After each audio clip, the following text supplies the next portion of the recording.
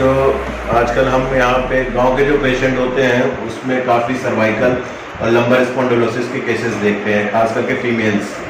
तो उसका रीज़न ये है कि घर का काम होता है उनका मोस्टली, और ज़्यादा बॉडी का टोन अच्छा होता नहीं है। तो एक तरीके का काम करते हैं, जैसे भैंस वैंस के काम हो गए, घर के काम हो गए, तो उसके वजह से जो है वो पेशेंट्स को सर्वाइकल या लंबर स्पॉन्डिलोसिस बहुत कॉमन है। नॉर्मली वैसे तो ये ओल्ड एज में ज़्यादा मिलता है, बट आजकल यंग लोगों में भी मिलता है, क्योंकि जो फीमेल्स होती हैं वो काफ़ी कमज़ोर या पतली दुबली रहती हैं, और उसके वजह से वो जब काम करती हैं तो उनके स्पाज़्म हो जाता है। सर्वाइकल स्पॉन्डिलोसिस में नॉर्मली मरीज चक्कर करके आता है, चक्कर आ रहे हैं, हाथ पैर में सूनापन या कीड़ी सी चलना और घबराहट होना, ऐसे तो सर्वाइकल में होता है। और लंबर स्पॉन्डिलोसिस के पेशेंट कमर में दर्द बताते हैं, जो कि पैर में जाता है और पैर सुन हो जाता है। अच्छा, ये इसको हम पता करते हैं, इसका एक्सरे या एमआरआई करते हैं तो ये बीमारी का पता चलता है। और जैसे अगर किसी को लंबर स्पॉन्डिलोसिस है या इसको सर्वाइकल स्पॉन्डिलोसिस है, तो उसको फिर हम उसको कुछ एक्सरसाइजेस, कुछ दवाइयाँ होती हैं और कुछ परहेज होते हैं जो मरीज़ को बताते हैं। इसमें शुरू में एक्सरसाइज नहीं करते, पहले तो दवाइयाँ देके उसकी सूजन, अगर नस दब रही है तो उसके लिए दवाइयाँ आती हैं, तो वो हम उसको बता के दर्द कम करते हैं और कुछ परहेज बताते हैं काम का, जैसे झुक के काम नहीं करना, भारी सामान नहीं उठाना, मोटा तकिया नहीं लगाना, ये सारी चीज़ें बताते हैं। उससे फिर जब दर्द कम हो जाता है 15 दिन, महीना, उसके बाद फिर हम एक्सरसाइज बताते हैं। सर्वाइकल स्पॉन्डिलोसिस में तो ज़्यादा खर्चा नहीं होता है, क्योंकि उसमें मोस्टली जो है वो एमआरआई की ज़रूरत नहीं होती है, बट लंबा इलाज चलता है, मतलब महीना, 1.5 महीना, 2 महीना इलाज चलता है और प्रिकॉशन लेना पड़ता है। उसमें तो सिर्फ आपको दवाइयों का खर्चा है और ज़्यादा एक्सरे, जो ज़्यादा महंगा नहीं होता है। कई बार हम सर्वाइकल स्पॉन्डिलोसिस में भी एमआरआई कराते हैं अगर ज़रूरत पड़े तो।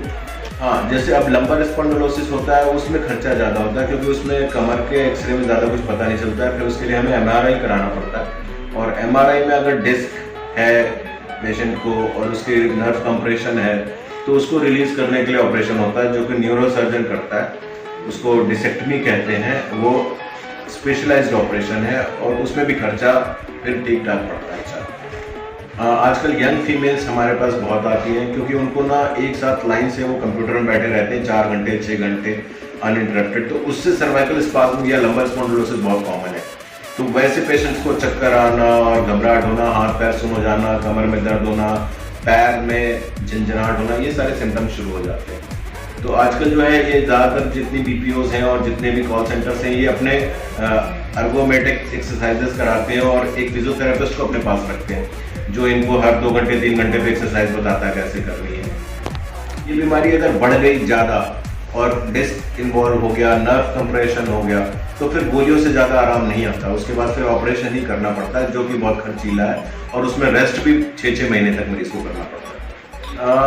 सर्वाइकल स्पॉन्डिलोसिस में तो ऐसा कोई खास खतरा नहीं है, बट लंबर स्पॉन्डिलोसिस में कई बार पेशेंट जो है वो बेड रिडन हो सकता है, अगर उसने बहुत एडवांस डिजीज हो गई और उसने अच्छे से इलाज नहीं कराया, उसका ऑपरेशन अगर होना नहीं कराया, तो वो बिस्तर पे ही पड़ा रह सकता है।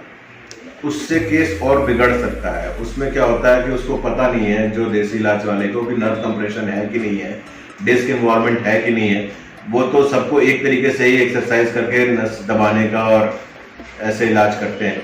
उसमें कई बार बीमारी जो है वो संभालने की जगह और ज़्यादा बढ़ जाती है। इसलिए आपको बॉडी का टोन अच्छा होना चाहिए। उसके लिए इसका मतलब यह है कि आपके बॉडी में स्पाज़्म ना हो, जब आप काम करें तो आपके बॉडी में दर्द, थकान ना हो।